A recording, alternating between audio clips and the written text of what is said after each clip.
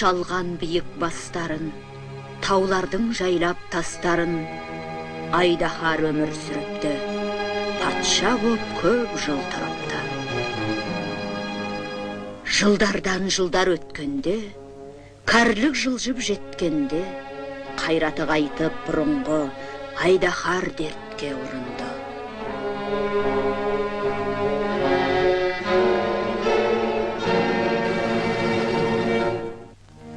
Өмірдің соңғы кешінде айдаһар алды есіне, құдіретті күшті кездерін, маңайын жайпа безгенін, жалмаған, жұтқан шақтарын, жанышқан, қысқан уақтарын.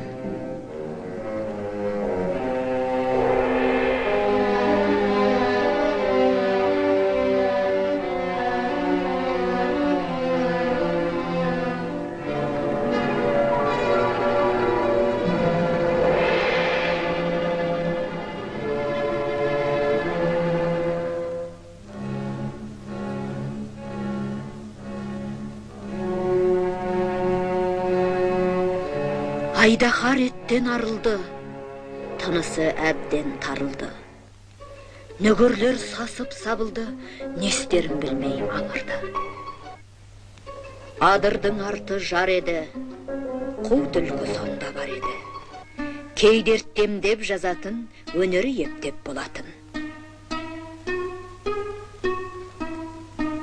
Ауруға түлкі келеді, тамырын ұстап көреді.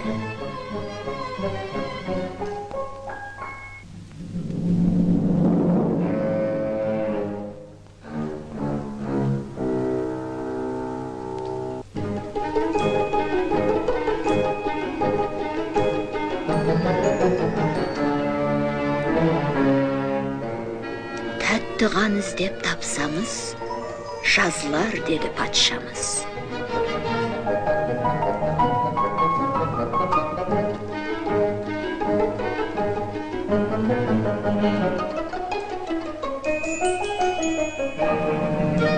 Түрліше амал қылады, сүйегін балық сынады. Жан берсе қан балыққа, патша да келмек қалыпқа.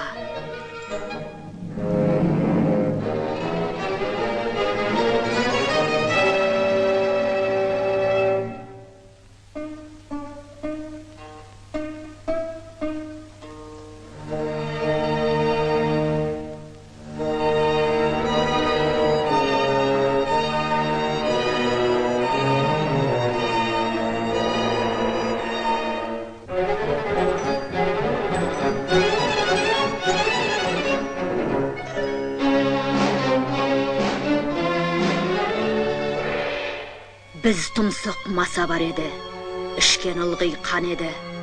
Келместен сөзге ол енді шөлмек талып жөнелді.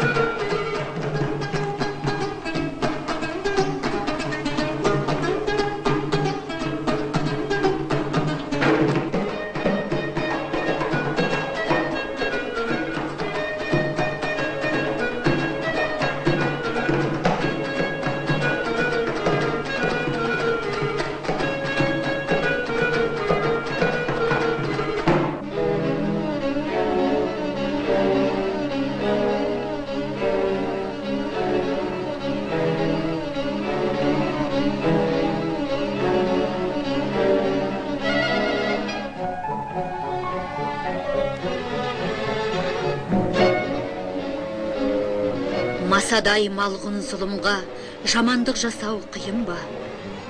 Бесікте жатқан нәресте ең жұмсақ жемтік емес пе?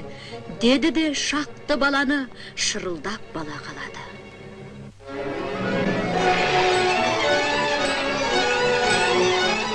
Бір бет сынап балықты жан бітіп асыр салыпты. Айдаһар сынды алыпта ендеше келмек қалыпқа. Қайтадан жұртты қан қылмақ, дүниені ойран шаң қылмақ. Зұлымдыққа қанығас бар еді бір қарлығаш. Естіп мына сұмдықты жүрек оның түршікті.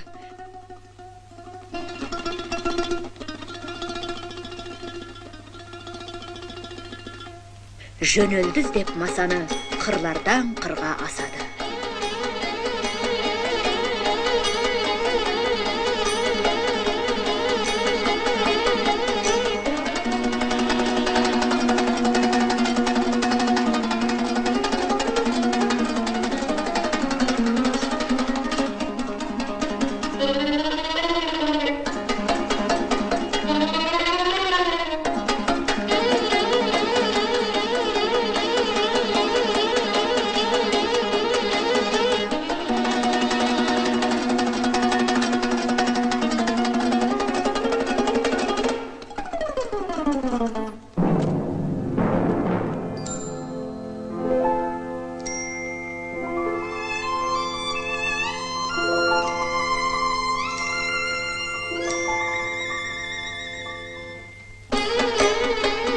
Айдаһарға жеткізбей, тиістемін еткізбей, зұлымның көзін жоймақшы, масаны жұтып қоймақшы.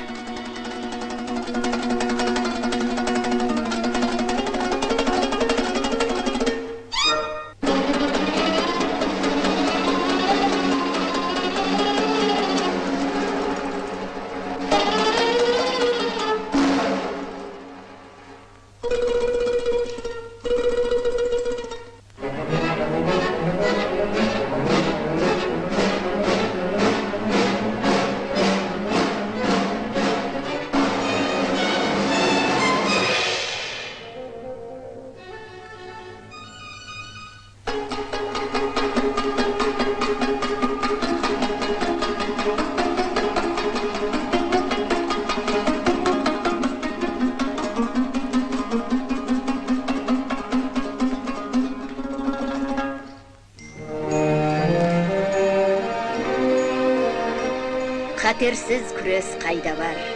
Қарлығаштың айдаһар құйрығын жұлып алыпты. Айыр боп содан қалыпты.